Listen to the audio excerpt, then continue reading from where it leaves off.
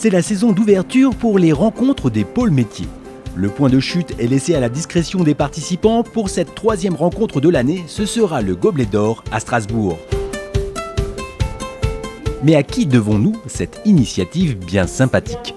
En fait, ça émane vraiment des chargés d'accompagnement qui, il y a quelques années, notamment Anne-Laure à l'époque, au fil de l'eau de ces nombreux rendez-vous, avait vraiment identifié qu'il y avait des problématiques spécifiques à certains corps de métier et qui s'est dit que structurer l'accompagnement via des pôles métiers pouvait être pertinent pour répondre aux besoins des entrepreneurs.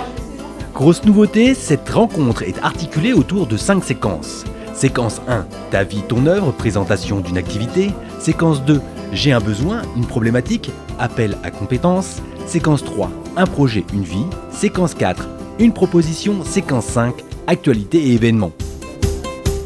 Pour inaugurer ce canevas, c'est Nils, photographe, qui s'y colle pour la séquence 1. En présentant ma vie, mon œuvre, pour moi, c'était une façon aussi d'introduire un peu mon travail, de éventuellement aussi introduire un peu le bac photo et de pouvoir présenter un peu la partie un peu spécifique que je fais dans mon activité de photographe par le portrait d'artiste. Pouvoir le présenter à toutes ces personnes-là qui seraient susceptibles d'en avoir besoin aussi.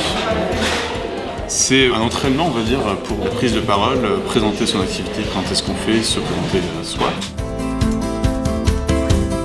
Pour leur 2e participation aux rencontres des pôles métiers, Emmeline et Lucie de l'agence LUM sont venues chercher des réponses. Très concrètement, on avait notamment une question concernant les droits d'auteur et donc on a pu poser cette question à tout le monde et obtenir les avis un petit peu de chacun. Donc on a obtenu notre réponse. Sans le savoir, elles ont fait la journée de Cédrine, illustratrice. Une super réponse à une question que je me pose depuis quelques semaines qui a été posée par LUM par rapport au contrat de cession de droits d'auteur et par rapport aux tarifs qu'on peut appliquer sur les illustrations et le graphisme en soi. Donc j'ai enfin trouvé une réponse à ma question que je me pose depuis 2 semaines. Durant cette réunion, Yvan nous a présenté les avancées du projet Agence de com qu'il porte avec une quinzaine de S. Sophie nous a parlé de l'ouverture de son atelier, La Lanterne, à d'autres artistes pour y accueillir des expos, des concerts et tout autre événement culturel.